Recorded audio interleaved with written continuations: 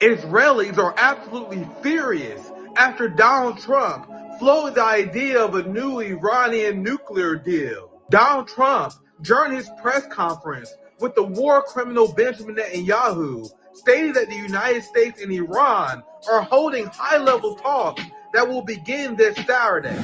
We're having direct talks with Iran, and they've started. It'll go on Saturday. We have a very big meeting, and we'll see what can happen. And I think everybody agrees that doing a deal would be preferable to doing the obvious. And the obvious is not something that I want to be involved with, or frankly, that Israel wants to be involved with if they can avoid it. So we're going to see if we can avoid it. The Israeli media and Israeli politicians then proceeded to have an absolute meltdown at the concept of peace with Iran. That's because Israelis are largely supportive of a war against Iran. The entire Iran is building a nuclear weapon narrative is just an excuse Israelis use so they can provoke conflict with the country. This is why Benjamin Netanyahu and Israelis was furious at Barack Obama for reaching a nuclear deal with Iran and Donald Trump floating the same. It's sick that Israel is so desperate to start a war with Iran because Israel knows that they cannot defeat Iran without help from America. Iran is a massive country of over 90 million people with massive military capabilities. Israel is a tiny colony of less than 10 million people who can't even defeat Hezbollah and Hamas with United States support. Israel has zero chance at defeating Iran in a war, and they know that. They want Americans to fight and die for them. Israel plans on sacrificing countless Americans to achieve their goal of a greater Israel. When will Americans wake up and stop being pawns of the Zionist regime? Are there any other nations that you would recommend that the United States launch preemptive attacks upon at this point? The answer is categorically yes. The two nations that are vying, competing with each other, who will be the first to achieve nuclear weapons, is Iraq and Iran. And Iran, by the way, is also outpacing Iraq in the development of ballistic missile systems that they hope will reach the eastern seaboard of the United States within 15 years. What's poppin'? My friends, my family, welcome back to Nick at Night, Nick in the Evening. Imagine how much of a traitor you have to be to invite this guy to the White House. This war criminal that's literally burning journalists alive right now, that's executing children, burying ambulances alive. And this is the hypocrisy of the capitalist class, the ruling class, that I can't stand in the West. They want to label people who protest against the state as criminals, as domestic terrorists. They want to build a massive distrust among the working class. They have a harsh interpretation of the law for the working class that led to an outright police state. We have our friend Carl Zah, who will be joining us here soon. They want to present China as the authoritarian hellhole police state. China imprisons less people than we do. They have, 4 or 5 times more people? But they imprison less people because our ruling class applies a harsh interpretation of the law meant to imprison as many Americans as possible. But despite having a harsh authoritarian read of the law and applying it to the working class maliciously, they have a light, laissez-faire, libertarian approach when it comes to their ruling class buddies. These are the same people that Barack Obama bailed out for committing massive mortgage fraud. And as they call fearmonger and lock up people in our country, they invite a war criminal. How is that? How is having this guy in the White House not peak treasonous behavior? This is a clip from Hotspot. I'm going to bring Carl Zah in here very soon. Look at Netanyahu's face when Donald Trump speak about negotiations, because you have Israelis that are furious at the concept of peace. Look at this video here. This is Netanyahu. They've started, it'll go on Saturday. We're having direct talks with Iran. And they've started, it'll go on Saturday. We have a very big meeting and we'll see what can happen. And I think everybody agrees that doing a deal would be preferable to doing the obvious.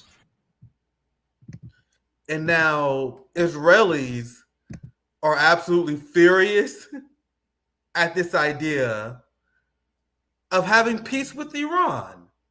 Some Israelis favor attacking Iran, expressing skepticism about talks. So when this happened, Israelis became very hot.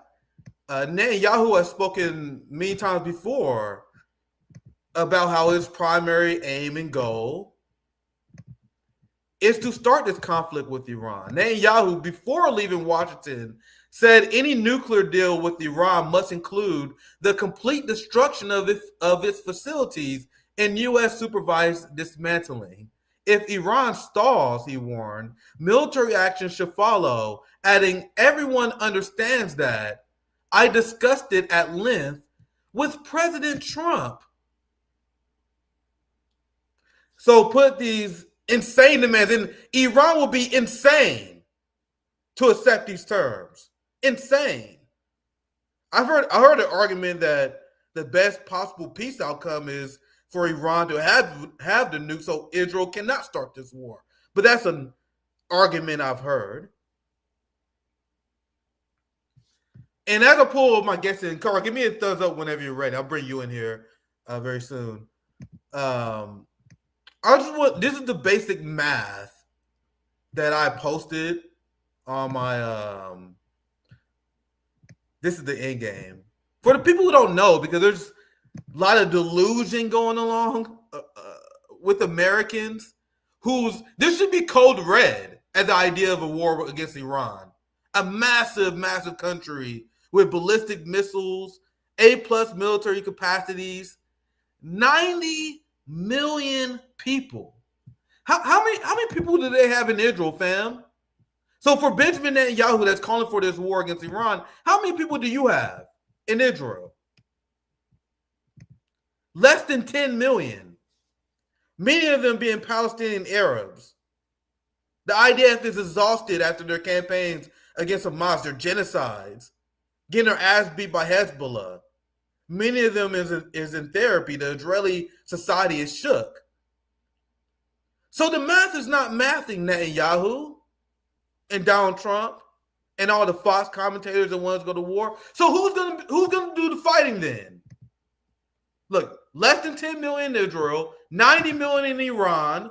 Who's gonna do the fighting? The answer should be obvious.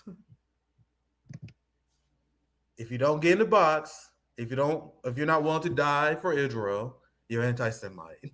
But I would love to hear what Carl thinks. We have a lot to talk about, actually. I just want to lead with this one. Sorry for the long intro, Carl. But I want to bring in an amazing geopolitical analyst, author, host of the Silk and Steel podcast, traveler. Welcome to RB. And once again, friend of the show. It's great to have you back on. Thank you, Nick. Thanks for inviting me to the show. My mic closer to me so you can. Yeah, it's always good to hear from you, and especially what's going on with China. And China has vowed to fight the United States to the end. But hold that thought. We're gonna get there. I want to get your thoughts on this because I know you cover geopolitics as a whole. Before we get to China, I want you to react to Netanyahu visiting the White House and the plan. And it's clear to me that they plan to escalate against Iran. They've been calling for strikes on their nuclear facilities. And I feel like a lot of people don't understand how absolutely horrific for humanity that war will be. But any initial thoughts before we move on to China about this potential conflict and all the conflicts that Israel is waging in the Middle East? Make sure you unmute, Carl. I think you probably mute on accident. I mean, Trump already said the quiet part aloud. He said the obvious things to do is, of course, for U.S. to do Israel's bidding. He said, attacking Iran is what Israel wants to do, and what he doesn't want to do. He already said it. That he's doing Israel's bidding, and we know, like the MAGA movement now is really MAGA, make Israel greater again. And you're absolutely right. Israel lacks the capability to take on Iran, so they want Americans to die for them. And they also know America just happened to have the best politician money can buy, and our elites are just for whatever reason willing to bend over backwards for Israel, and even to start a war that nobody wants. I mean, it's not, almost like they decided, what, the stock market hasn't crashed enough. Like, it's not enough we just wipe out a couple of $1 trillion from the U.S. stock market. Let's crash it even more. I mean, maybe that's part of the plan, so they can buy in cheap. This is insane. This is insane. And Trump is now floating plans about putting ground troops on Yemen. Are you kidding me? Like, do you know how much butter? Just imagine the level of butter in the U.S. once the U.S. troop inevitably turn their tails and run in front of sandal-clad Yemeni warriors. Look, United States has been trying to strangle Yemen for over 10 years now. The war in Yemen went on since 2014. U.S. has used its proxies, Saudi, UAE, Colombian mercenaries just through Eric Prince, Blackwater ops.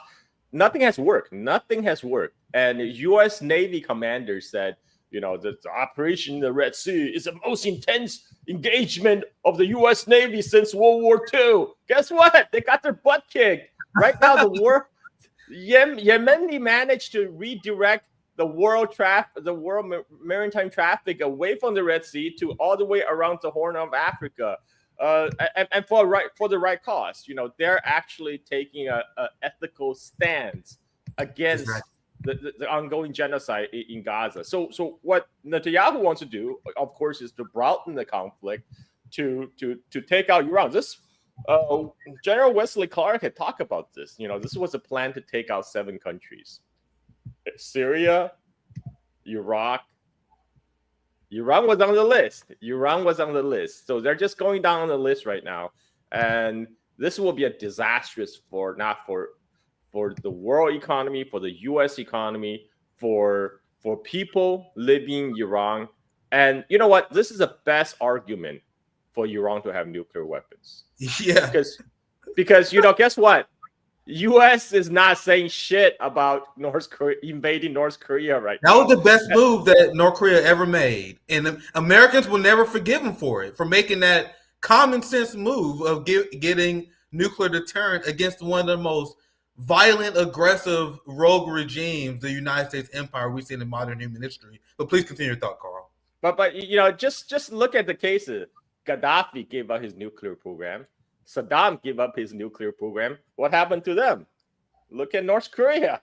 They're okay. They're sitting pretty. They have now they have delivery capabilities to deliver those nukes to mainland USA. So you don't have crazy U.S. pundits talking about nuking North Korea anymore, because they know the Korea have the capability to strike back. So now this is the best argument for Iran to go nuclear. Like, if Iran is a fully fledged nuclear power, there's no way U.S. would dare to do anything. There's no way even Netanyahu will do anything, because he would know Iran then will have the capability to wipe out Israel from the face of the map with nukes. And so right now, this I don't know why American people haven't demanded more accountability, but I mean, in a way they did. Part of the wave that Trump wrote on unseating Biden is, he was criticizing all these endless wars. Biden has been engaged around the world, but of course, as soon as he elected office, what does he do? he put us on the path to war again. So, yeah, this is another example how the United States is not a democracy; it's a capitalist dictatorship. And I understand the heat that people around the world give Americans.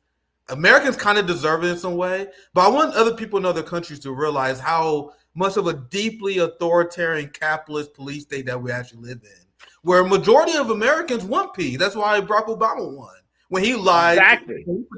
So it's not that Americans are like many of them are bloodthirsty. It's just we are held hostage by a police state, the likes that humanity ever seen before. The same way that the working class has theory. I say this all the time on RB. We have Marxist theory. There's all these different working class revolutionary theory. The ruling class has their own theory too. They have Henry Kissingerism. That they learn from the mistakes. They see revolutions.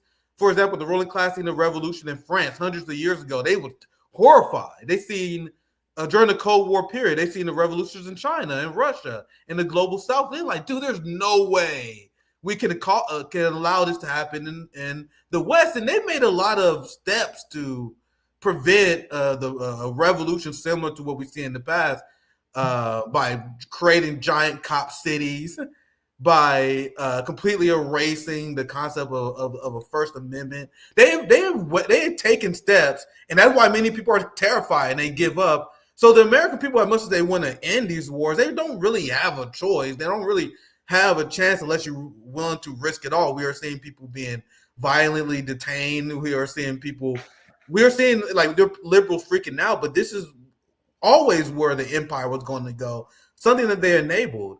Another thought I want to bring, because you mentioned Yemen, and I definitely want to discuss this since I mentioned before.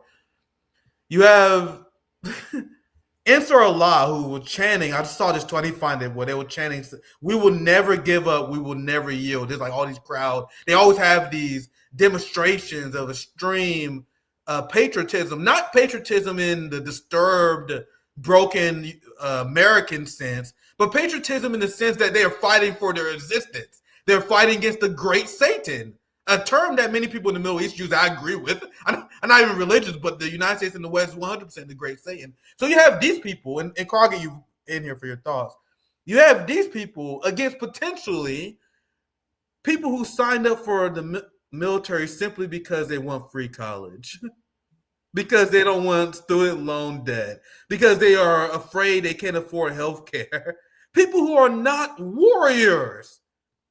Why do you think the United States have lost every single war in a modern era, and they are reduced to committing tragedies, bombing hospitals, bombing civilians? They do this because we are an army not of warriors fighting without cause. So you have Iran that is fighting against the Zionist demon that's threatening to wipe them out for their existence, while the United States is sending troops, probably in China against Taiwan by then. They also potentially sending troops to fight fucking Hezbollah, fighting in Gaza. They need to be having troops in Yemen. Then they're gonna have troops in Iran at the same time. These are all things the ruling class is planning. You think morale is gonna be high? You think we're gonna have the warriors to deal with Iran? The people have ballistic missiles that can fire at U.S. bases at any given time. And I'll read this headline. I'll pass to you, Carl, because I know you probably had a lot to say.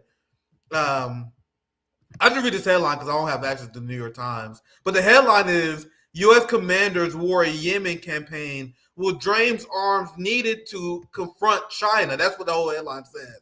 Unfortunately, I'm blind. Let me see if I can find another link to this. So now they're worried that their campaign, I'm going to see if I can find another link to that story. They're worried about their campaign about Yemen is going to drain their military capacity to confront China and Taiwan. So, Carl, I know there's a lot of breakdown there. We'll get to China here soon. But anything else you want to add before I move on? I mean, this is the only way you can make an anti-war argument in the U.S. mainstream media. It's like, by getting engaged this war will reduce our capability to wage another war elsewhere, waging a bigger war, which is more important because we really need to fight that bigger war, so essential to fight World War III with China. This is nuts, man. These people are nuts. I mean, but that's what the system is designed to do.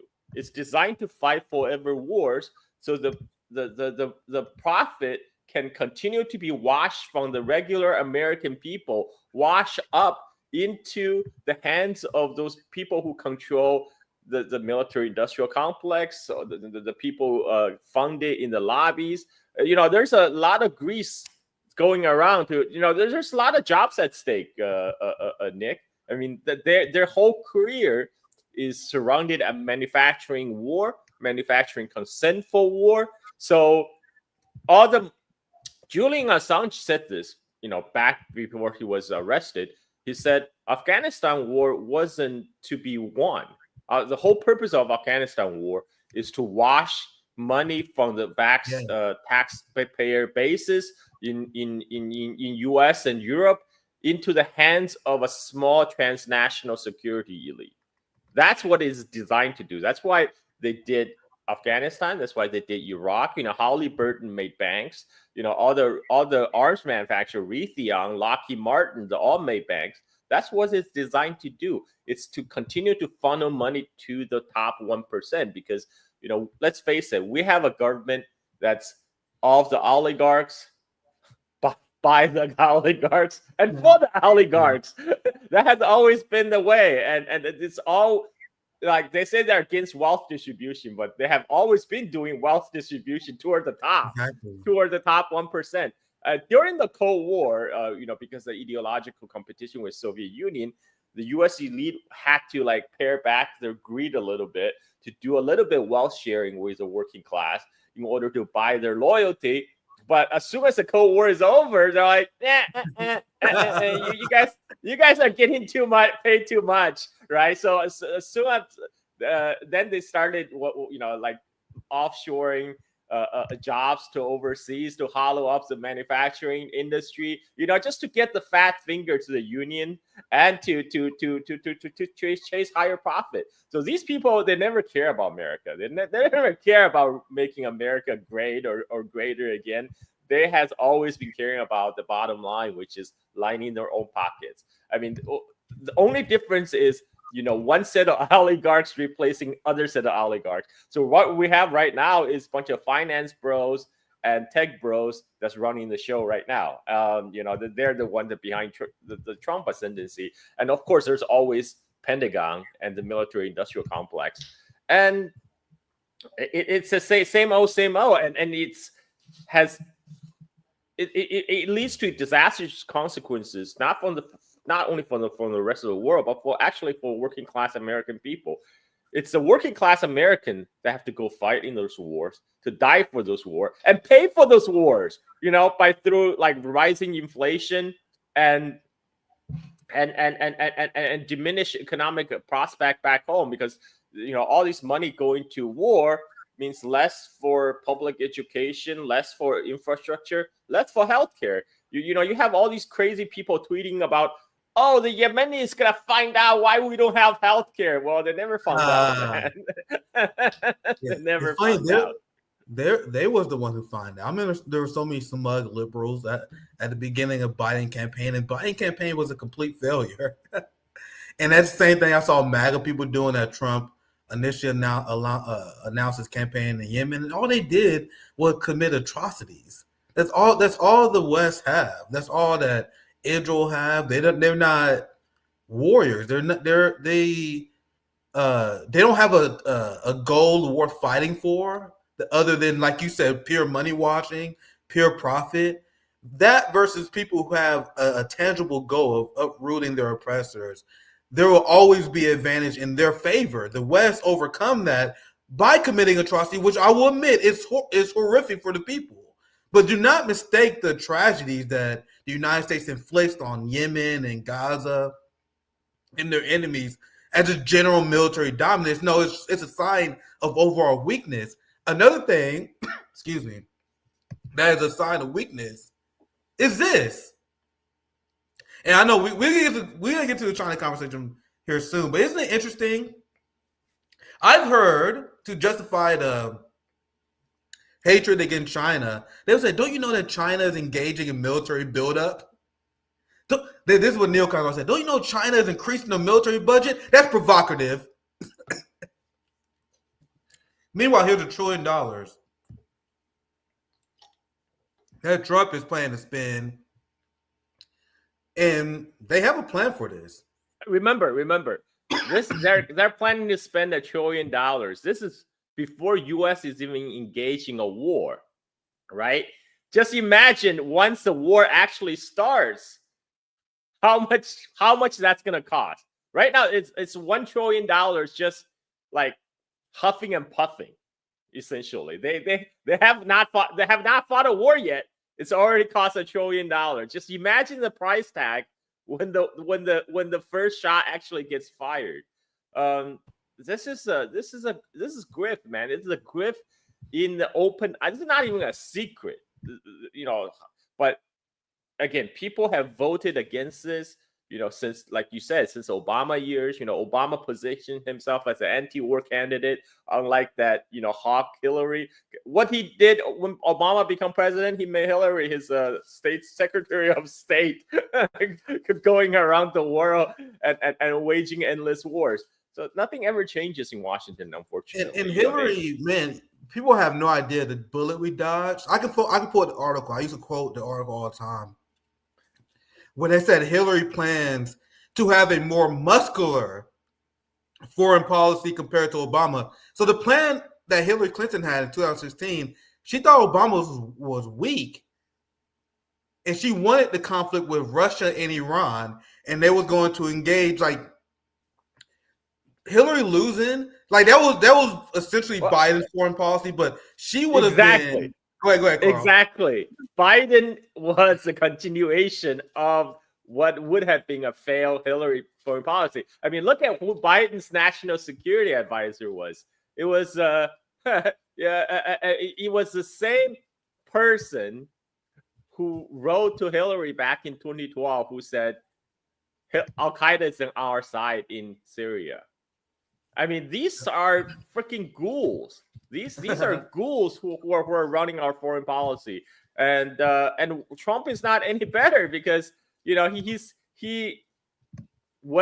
campaigned against all this spending money on the foreign wars, but here he freely admitted, the obvious things to do is for us to back Israel into a war that Israel wants, because somehow America don't have a choice in this matter to back Israel, because that's just the way it is, folks. This is nuts. Why? I don't know, man. Like in U.S., we just have trappings of democracy. We have elections, but you can never change policies. Doesn't matter who you elect. Yeah, I don't understand why people aren't as furious as I am, as RBN is. Why we are. I'm considered like the angry radical. A lot of people afraid of being around, but I don't know why people are not even more upset. And it's not even a prediction. It's not even like I told you so. You know what I mean? Anyone with common sense could have seen this coming as they put DOGE together. Remember the Department of Government Efficiency and how they said they're going to cut government, and now we got a $1 trillion Pentagon budget? Go ahead, Carl. See, the real purpose of DOGE apparently is cut spending elsewhere, so they can funnel all the money to the Pentagon, right? See, education, no, that's a waste of money. Infrastructure, that's a waste of money. Healthcare, you don't really need that. But weapons, we need weapons. We need our F-35s, right? Those planes that drop out of the sky on their own. No, we need those, because that's what's going to give our buddies even more money. And this has to, just like Trump's tariff, for example. Trump slapping 25% tariff on all foreign imported cars and foreign car parts. It just so happened that the Tesla factories in the United States, they're least exposed because they have more American-made components. So Tesla is going to hit by the tariff too, but they're going to be hit less than the Japanese automakers, the German automakers, and even the other Detroit Big Three. So essentially, the tariff was Trump's way of, hey, here's more money for you, Elon. This is always follow the money, guys. Follow the money. Yeah. It's all about the money for these guys. So DOGE was ran by a billionaire who has Pentagon contracts.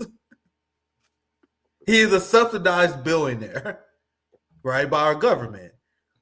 And many dumb MAGA people thought that Elon Musk, who has government contracts in the Pentagon, was going to cut the Pentagon budget. So once again, this is not even a prediction. Anyone with common sense could have said this a few months ago when I said Elon Musk and Vivek was gone. He's not even a thing no more. Tesla became profitable because of the government subsidy. Yeah. Tesla became profitable because of the government subsidy. Yet he's the one that's going to cut government spending. He cuts because he cuts government spending for everybody else. He's not cutting government spending on Tesla. But, of course, he's not going to cut himself. So this has always been, it's just a different set of elite at the top, trying to fight for their own share of the pie. But it's never about, it's never really about reindustrialize America, redistribute wealth downward. We're supposed to believe people like Elon Musk and Jeff Bezos will somehow trickle down their wealth in the trickle down economy. I mean, maybe it trickle down in some parts, to all his mistresses who have his children, but the rest of us, sorry, you're shit out of luck. Yeah, this is let me play this video because we still have a few things I want to get to. Here's Donald Trump. I think this is his announcement of his increased war budget. I'll play this. Only 30 seconds.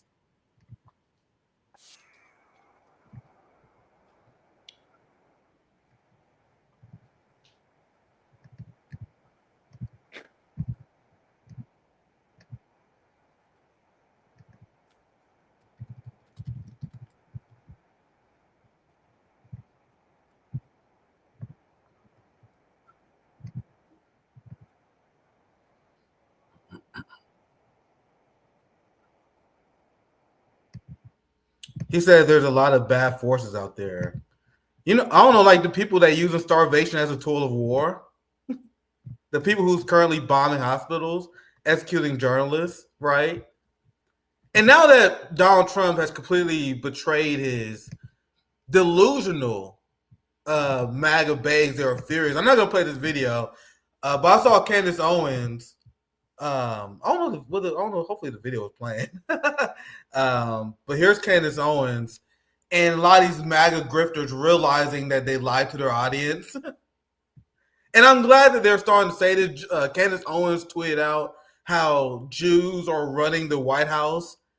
Because, of course, that's how they always frame it. They always got to be useful idiots to the Zionist regime. And now there's a lot of cope realizing that, hey, man, this billionaire game show host was far from the person that was going to save you. So now there are actually a lot of these right-wingers calling out this influence of these. And they're mostly doing it to save their necks because they kind of, in my opinion, ruin any of their credibility by supporting Donald Trump. But what I also find interesting, and this is what a lot of people in MAGA are realizing as well, is how the entire MAGA media infrastructure is essentially a Zionist op. And this will be the last thing I'll comment, and we get to China in our last part of the show here. But as Netanyahu had his visit to the White House, which we briefly covered here, Tim Pool was there. And I found this interesting. Tim Pool is a guy I rarely ever cover because he was so transparently full of shit. One of the last videos I've covered of Tim Pool is when he said that many Americans have Israeli derangement syndrome.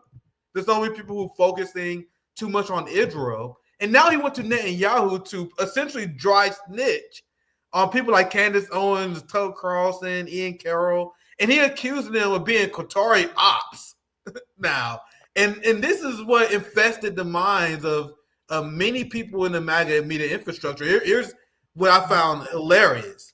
And you know what those people do? All these Zionist ops influencers, they try to paint China and Russia as the one that's influencing U.S. politics. Yeah. Look at China and Russia. Don't look at the Israeli lobby here. Look at China and Russia.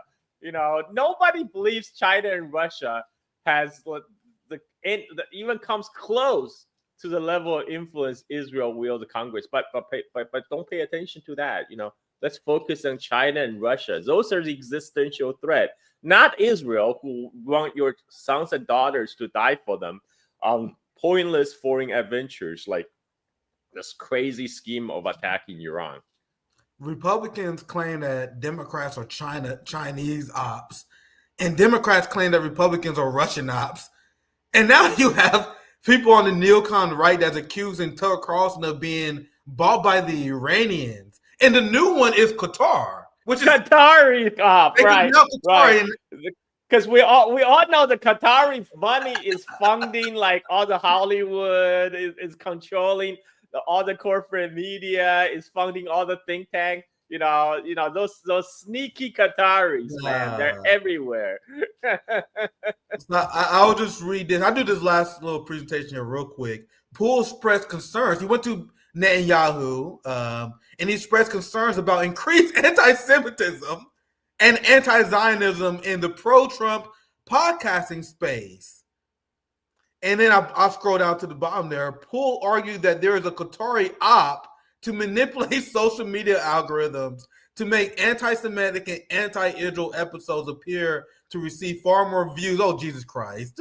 Imagine the cope it takes to actually say this.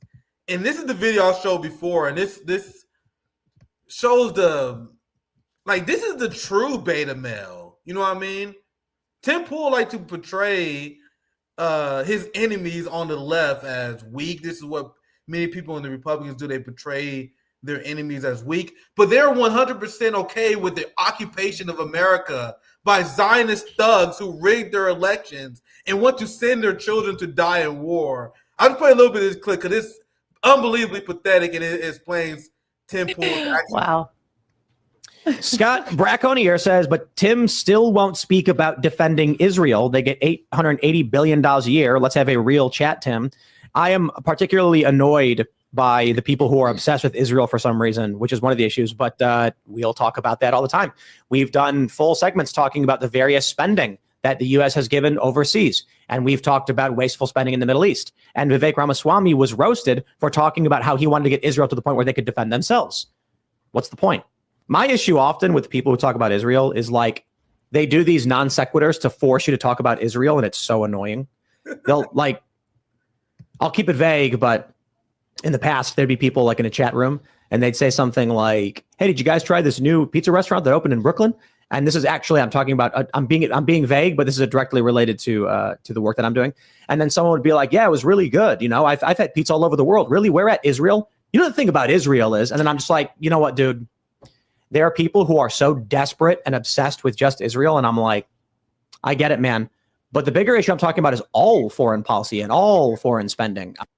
So Tim Pool, instead of wanting to discuss the corruption of Zionism, he probably wanted to do another segment about trans people in sports. Some other culture. You guys see, they just want to focus on culture war issues. Exactly.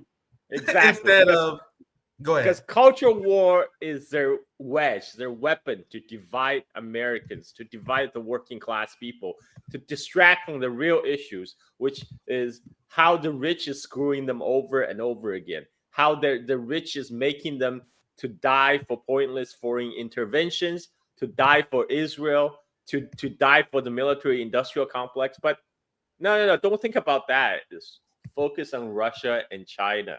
You know, they're the existential threat to the American way of life. It's not like because it's Russia and China that apparently went to hold a gun to the Wall Street executives. And then that made them to hollow out the American manufacturing sector for the last 50 years. I want to get to China now. Very interesting in your point of view. And we had Counterpoint China on. They were great to have on. Jason Smith. We had Li Jingjing that's going to be on here in the next week or two. I love speaking to people who are expertise on China because we are surrounded with nonstop BS, which is why we always bring on the show. Always great to hear your perspective, but especially regarding the trade war, because I just see this as overall horrific for the global working class. But I have no idea what Trump and the White House is expecting to accomplish. The only thing this is what I explained on my show yesterday.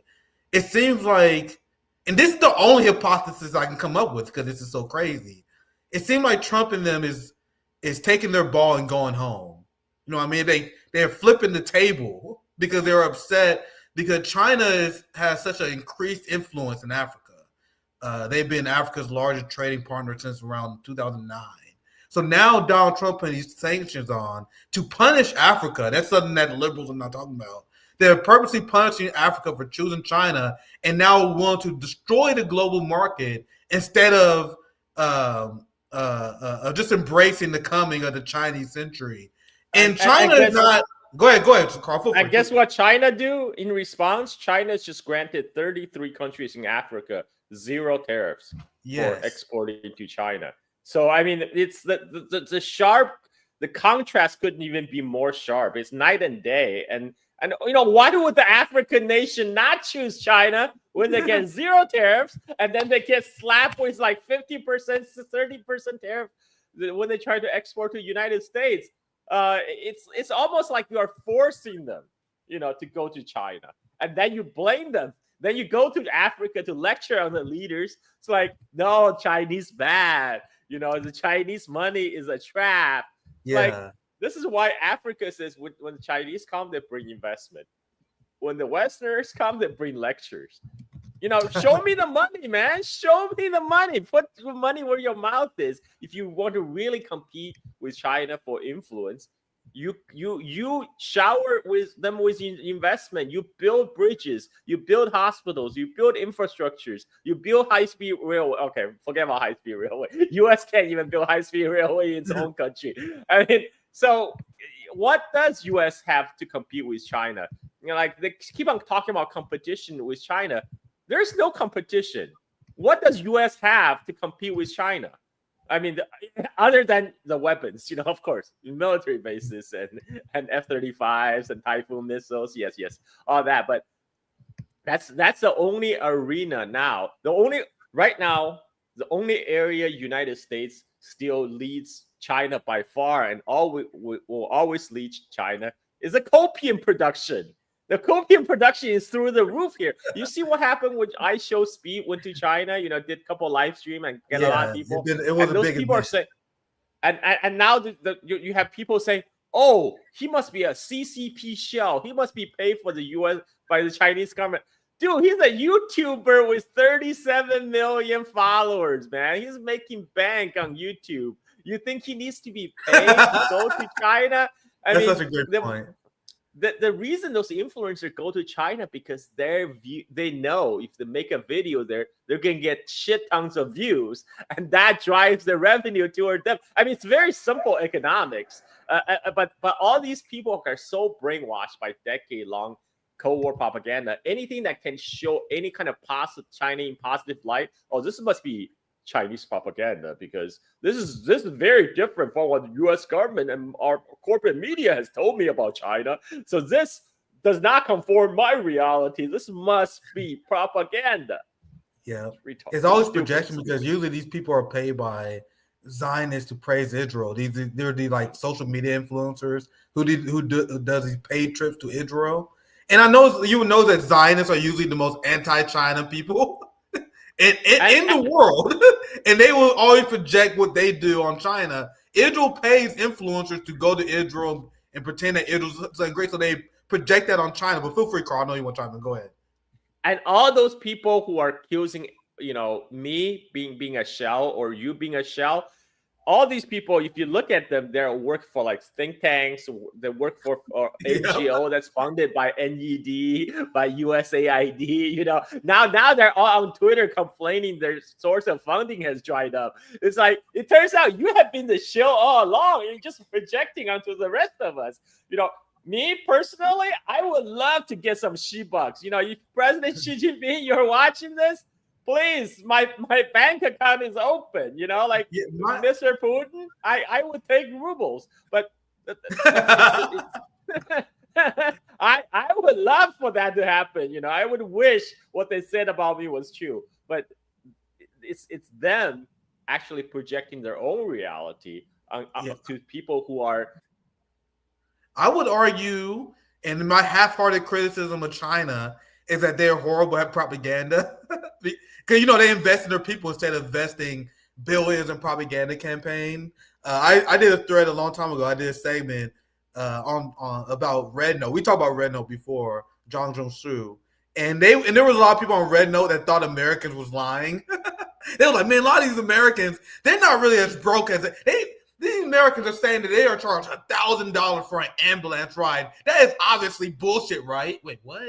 So my argument is like, dude, China did a horrible job like telling people in China how horrible life is for America. Many people on Red know they are assuming that Americans are fat cats living these great lives. And Americans went over there and they was shocked. And I'm gonna put this headline because this is about when you were talking about Africa. You see the projection? China media offensive. Target African audiences. So Africans, Carl, don't prefer China because China is a better trading partner that actually forgives loans, does 0% tariffs. It's not that. It's because Africans are too dumb and they were tricked. They were tricked by the cunning Chinese people. It's the most racist shit that I would see liberals say all the time. But go ahead, Carl. Because the Africans apparently not smart enough to see through the trap the Chinese lay for them, but all these white editors in Washington, in Brussels, they're the one who's intelligent enough to detect the Chinese trap that's about to sprung on Africans. I mean, they always do this. They always strip the agency from Africans. The African leaders, they are not being forced to have to deal with China. They willingly engage in bilateral relations, right? They have a choice to switch, to switch recognition or turn toward the Western funding. But where's the Western funding? Where's the Western funding? Like the West is like, well, the best we can do is IMF and World Bank loans, which come with a lot of string attached, or you can take the Chinese loan, which is a trap. I tell you, it's a trap. They're trying to colonize you, unlike what we have been doing. We really care about developing Africa. We just been flooding you with subsidized food, so you can't really, you can't have a sustainable farm industry, so you have to depend on us. But no, we're doing this for kindness of our heart, rather than, we're trying to subsidize our own farmers by dumping product on your market. And so, but be aware of the Chinese, of course. There's nothing that hurts my soul more when I see these Black Congressional Caucus neoliberal sellout Black people that are spreading anti-China propaganda. Like, nigga, do you know what the fuck the West done to you? You're like, where's the Atlantic slave trade going through China? Don't worry, I'll wait. So like and we know that they're sellouts. Like, I gotta be very careful now. I present it. We know that they're sellouts. They know they will say anything they can for $1 and rise to political power. But the idea that anyone would fall for this nonsense, knowing how they gaslit us, they want us to believe that China is the colonizers. These are the same people that are trying to say, and I'm pretty sure this person being sarcastic, but you would see this like mentality all the time where they're like, don't you know China is evil because they genocide the Uyghurs, as they support Israel literally burning Muslims alive.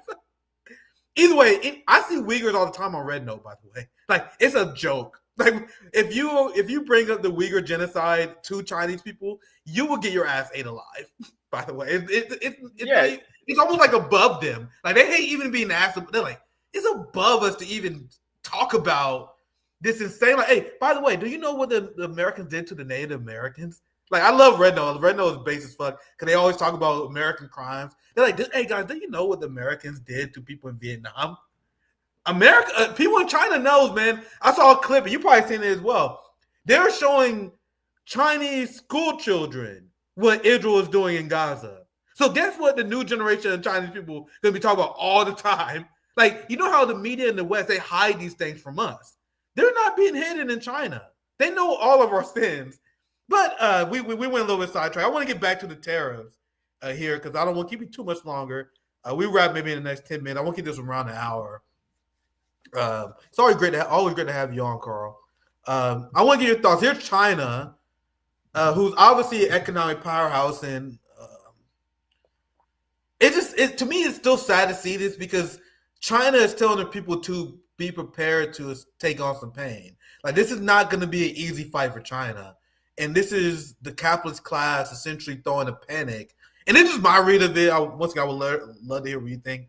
But this is them panicking about the world order already changing. Don't get me wrong. The liberal wing of the war machine disagrees with this. The same way that MAGA disagreed with the liberal strategy in Ukraine. The liberal wing of Washington disagrees with this flipping the table strategy.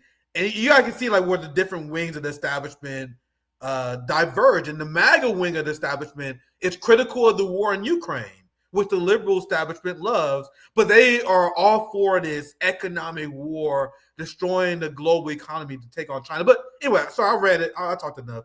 Carl, here's China's response saying that China will have no choice but to fight to the end. So what are your thoughts on the incoming escalation of the trade war?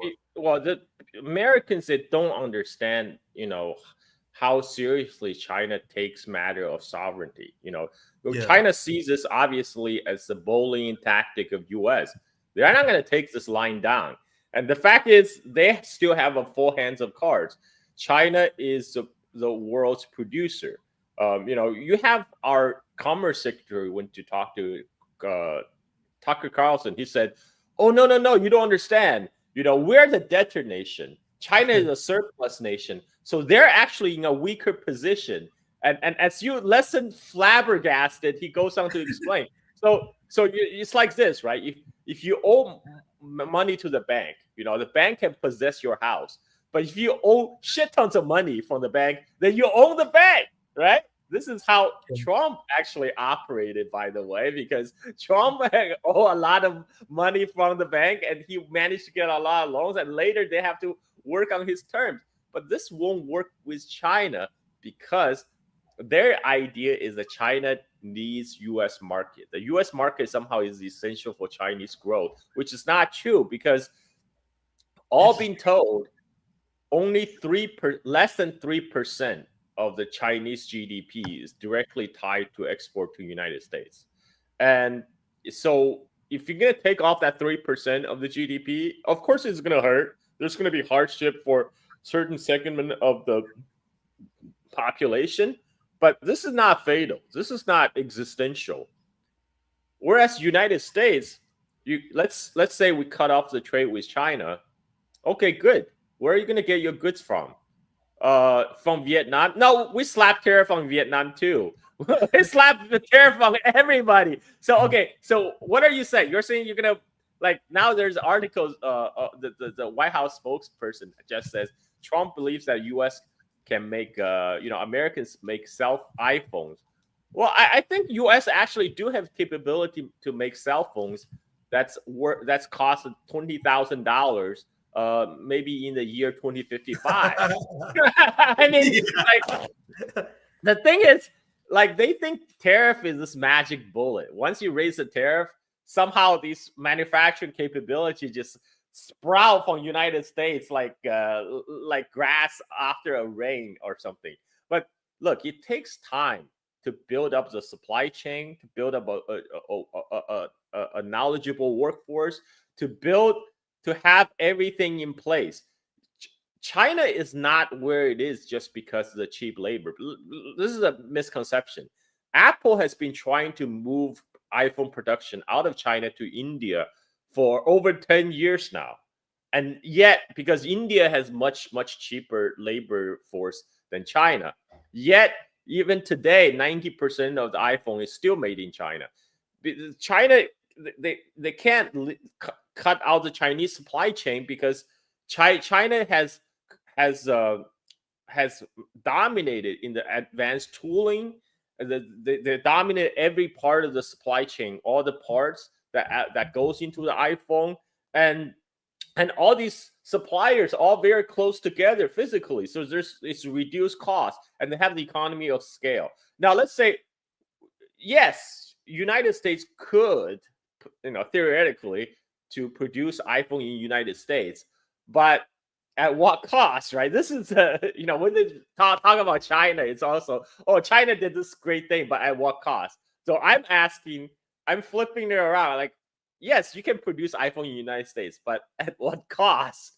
Oh, if you can produce an iPhone in the United States, it's gonna cost north of $20,000.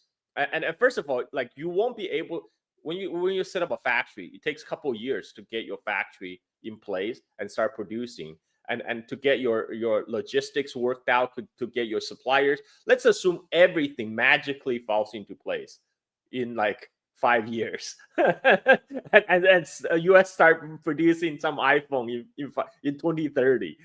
What the hell are you gonna do in this 5 years? Where are you gonna get your iPhone, right? Like, this just created massive incentive for smuggling.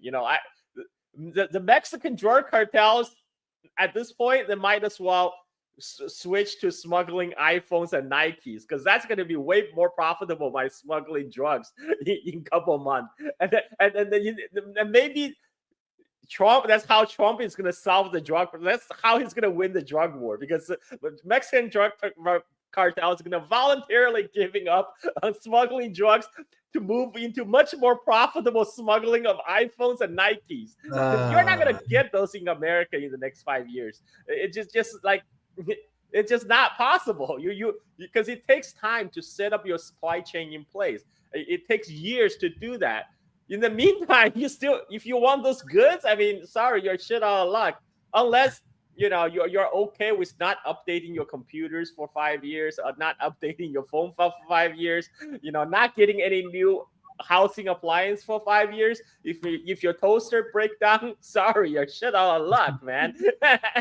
and so this is kind of very American short-term thinking.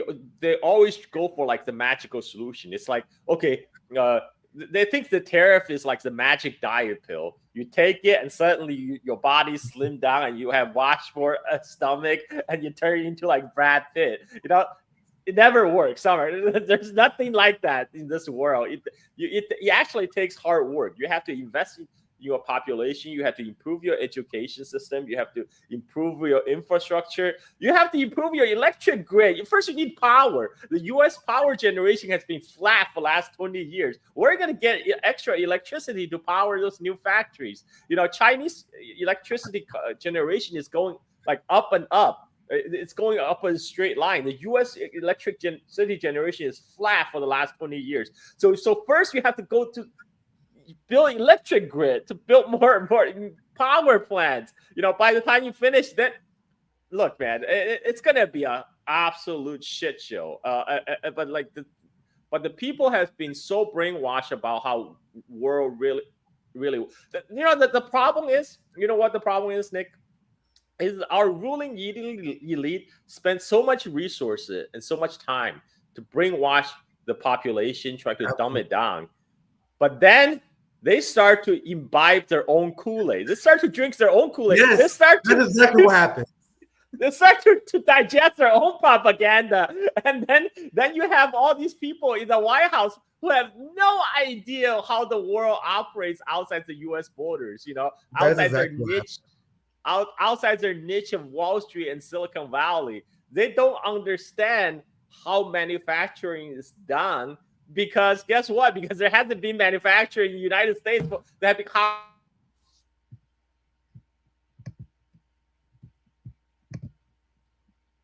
I don't know if Carl froze. Okay, a little. So I'm sorry. I ranted too much. I kind of shattered the internet connection. But I'm gonna cut my ranting off now. So thank you. No, that was a perfect breakdown. I have a few more quick things to show, and then we can begin to wrap up. This is the 104% tariffs that the United States is going to put on China. And once again, like you said, you outlined it perfectly, how the ruling class starts to believe the bullshit. At least the dumbest among them. I think the smartest among them know the propaganda game and they know how to play it. But then you listen to Jasmine Crockett. And, dude, there are people like Jasmine Crockett that is so dumb. Like, they legitimately believe in, like, the Ukraine shit. Like, we got to fight Russia or Russia going to take over Europe.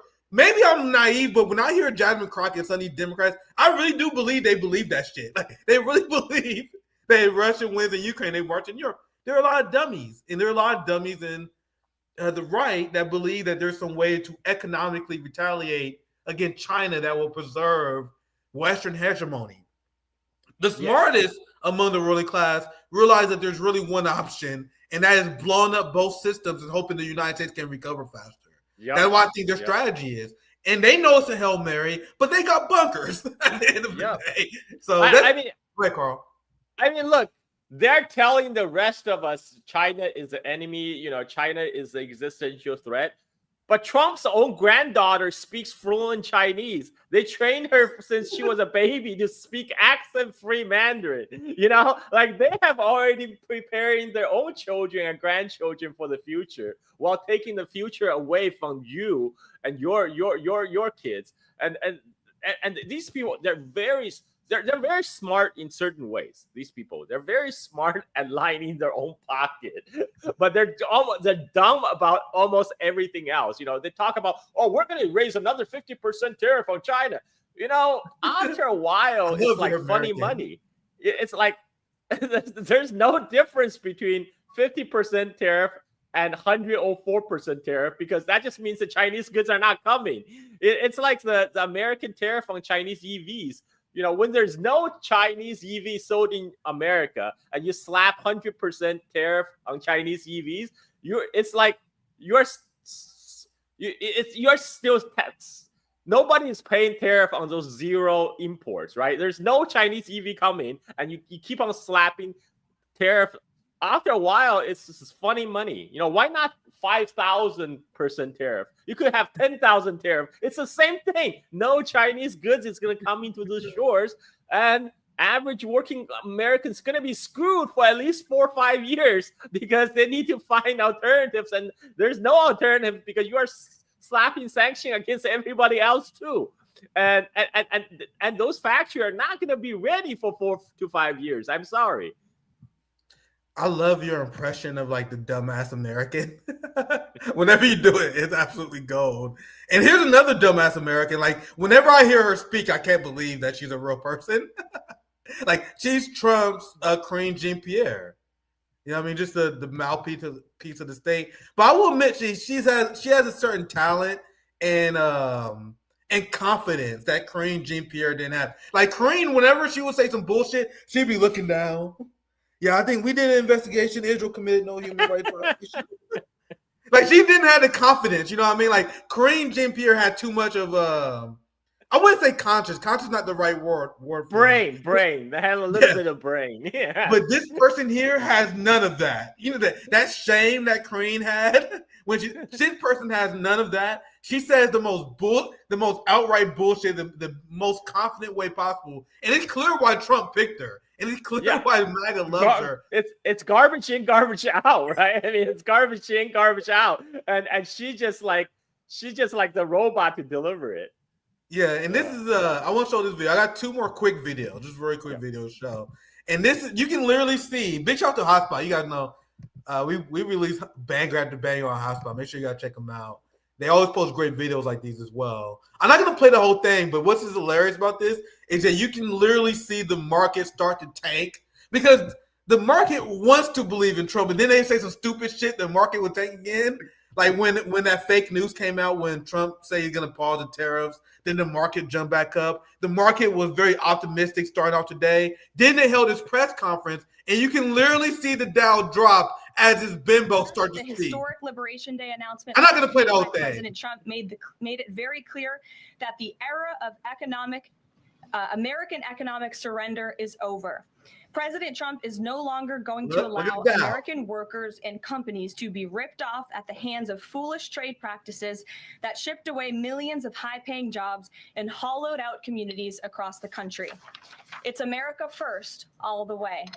And despite fear-mongering by the media, it's literally going down as this bimbo responding to President Trump's approach. Just yesterday, President Trump held a bilateral meeting with Israeli Prime Minister Benjamin Netanyahu here at the White House.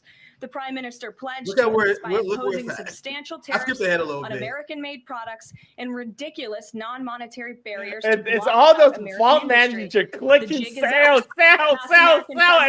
this point. This happened, but President Trump stood up for our country. The last video I want to share, I thought this was funny. I had to go on Red Note. Red Note was clowning America. If you want to see something funny, go on Red Note and see what they're saying today. But also, there's a lot of memes. I think this came from TikTok. How Chinese memes are absolutely clowning Americans for what they believe re-industrialization going to look like. I'll just play the video. I think this is very funny.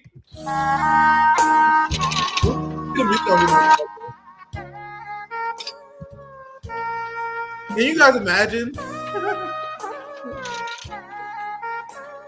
Can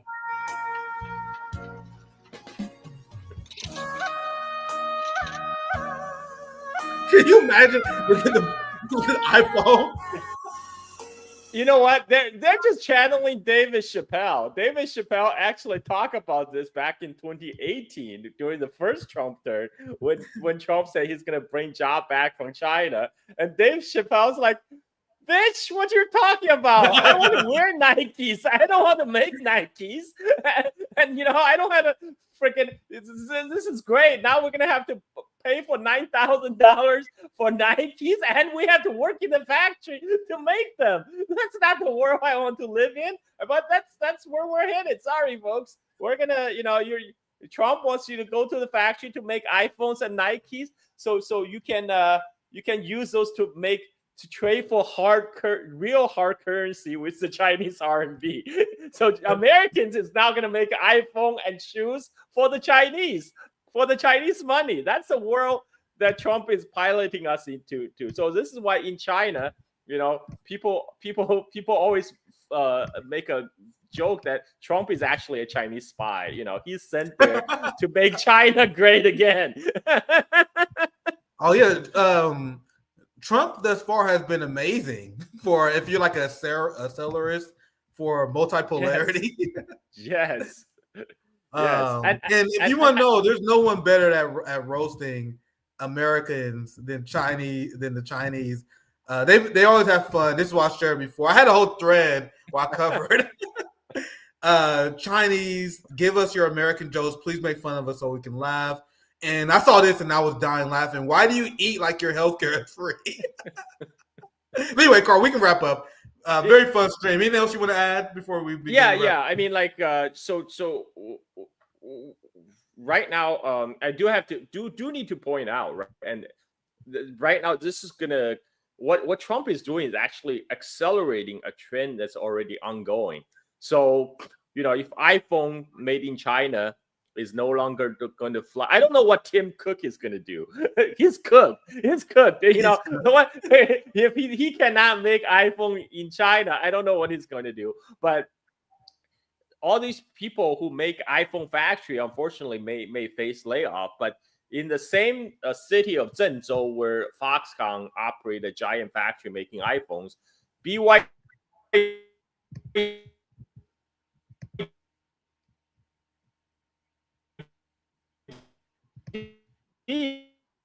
can you still hear? And guess what? BYD, they don't sell to the United States. So all those new workers, they're going to be absorbed into Chinese EV industry. They're going to make Chinese EVs for the Chinese market and for the rest of the world. You know, now I'm in Thailand. I see like Chinese EVs all over the street. I only saw 2 Teslas, and I saw Chinese EVs everywhere in Thailand. And they're now gaining market share in Australia, in the rest of Southeast Asia, and even in Europe, you know, everywhere but North America. So they're going to be okay. In the long term, the Chinese going to be okay. They're going to go from making iPhone to make EVs, which does not depend on the US market. And guess what? Most of the profit of an iPhone is captured by Apple and goes to pay the Apple shareholders. But most of the profit on making Chinese brand EVs, that's going to be captured by BYD and get redistributed among BYD employees in China. So that's a huge difference.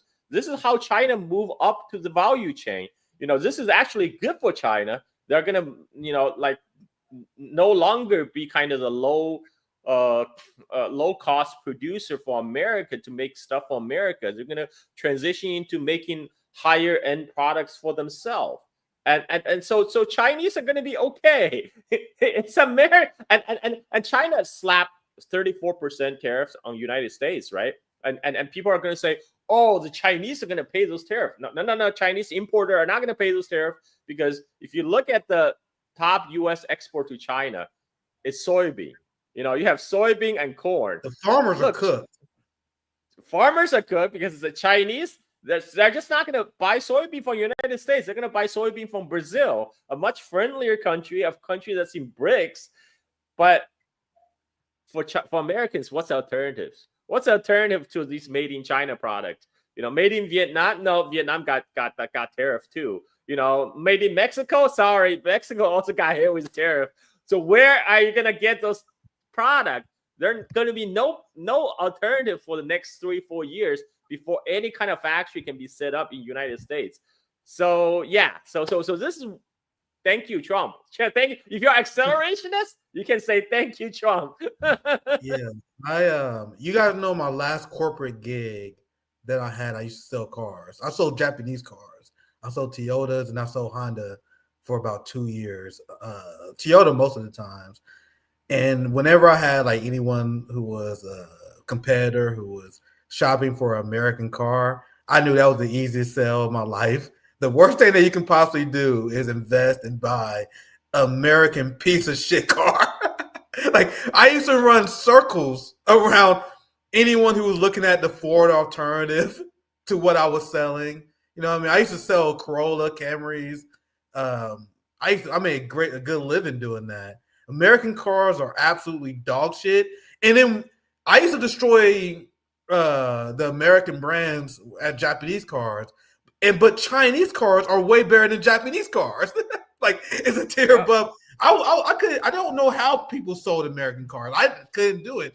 Most of my time I sold Toyotas and Hondas, but Japanese cars don't compete.